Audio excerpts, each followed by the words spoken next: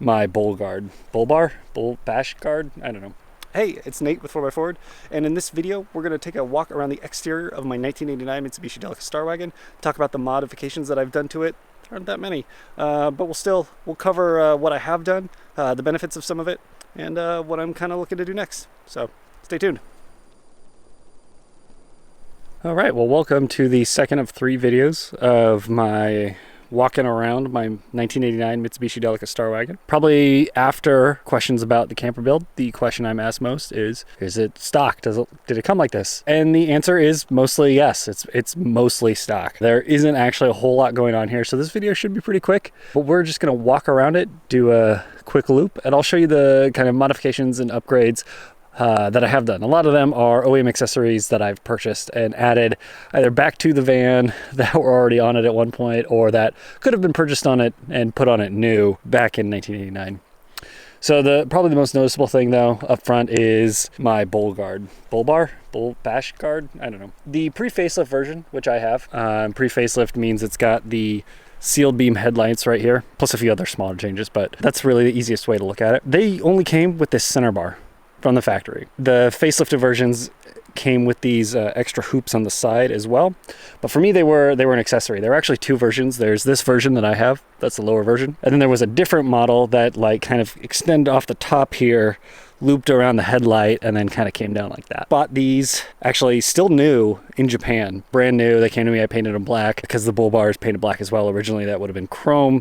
I was painted by the importer, and actually it could really use a repaint. It's getting a little faded there, but by putting those on, they just mount on with these metal brackets, which you might be able to see in the back there. There's like one right there. That allowed me to add these guys, which are the Hella Rally 4000. It's an 8-inch beam. The top ones are their pencil beam. So pencil beam is going to project just a giant bright piece of light way far out into the distance. And then the lower ones are their fog lights, and they're positioned a little bit out. So I've got the yellow factory fog lights that are going straight forward. I've got the headlights. I've got the fog lights that are going to kind of come out to the side, more like floods, and then I've got the pencil beams, which are going straight out into the distance. That's my lighting setup there, and actually these are super nice. Hella makes a wiring harness for them, which you might be able to see here. Disconnects really quickly, just plugs back in. Made for a really easy install. It's on its own relay system, so I don't really have to worry about anything. Got the OEM monsoon guards here. These are the big ones. Unfortunately, you know, they're 30-year-old plastic, so you can see they're kind of faded. This one's actually cracked as well, which is a bummer, but they're super cool. I do still really like them. So even though they are faded, they're not going anywhere. Up top, we've got a ham radio antenna, as well as, if you can kind of see it right there maybe, you've got a Gmrs antenna as well for the built-on Gmrs. My roof rack is a just standard Yakima A1 tower system with the Aero roof for the low roof. I don't need the taller bars, so just went with these. It's a 66-inch round bar, gives me plenty of space. Up top, I've got 2 Yakima rocket boxes. They're about 20 inches by 14 inches by 96 inches, or 8 feet long, so they're pretty big. They store a ton of crap. And then we've got the ARB 2500 by 2500 awning. So it's about 8 feet by 8 feet, and that's going to extend, if we back up here a little bit, that's going to extend, you know, a little bit past this gravel driveway on the road here. And then I've got the full room that's going to box it out and put walls on each side, and then lines up with the door, so you can have this foyer. It's really nice. Really nice. We've got the Oem Door Guards. I actually just put these on a little while ago after spending quite a bit of time trying to like make some replicas out of fiberglass with moderate success. These ones are ABS plastic, super simple, but I like them. I don't really need them. You know, I guess they kind of help, but not more aesthetic than anything. And then you've got the one down on the bottom of the door as well. The wheels are OZ Japan flat faces or rallies. I actually don't know what the official name is, but OZ rallies I think is probably the most common term. They are 15 by 8 with a -5 offset. They were only ever made in Japan, only ever offered in Japan, even though OZ is an Italian company. And so because of that, they're not super common. They came in 3 colors. They came in the white with red that you see here. They came in a silver with black graphics. And then they came in a black with yellow graphics. And the black with yellow is actually what these originally were. And I brought them over. I had them refinished, repowder coated, had the graphics reapplied. The tires are just a BF Goodrich KO2 in a pretty factory size. It's a 235 75 15. So a little over 29 inches in diameter. You can fit a 30 in here factory, but I used to have 30s and I went away from them, and now I kind of wish I wouldn't have. Maybe next tire we'll get that back on. They fit pretty flush. The doors open. There's probably about a 1/4 inch of gap there. Coming around to the back, we've got the Aero roof Terzo ladder, which is actually, these weren't really intended to be used as ladders. Funny enough, like, yeah, you can climb them, right? But the reality is that in Japan, they sold a whole host of accessories that actually mounted to this. It's a modular storage system more than anything. So you could get like ski mounts and bike mounts and all sorts of crap to put on there. But because I do use it as a ladder more than anything, I added some just like hardware store, I think it's 3M outdoor like grip tape basically.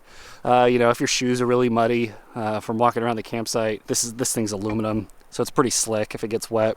And those keep me from falling off and looking like a dummy. Got a whole bunch of stickers on here, some that I've designed myself, like those, you know, Delica's Northwest one, it's a good one.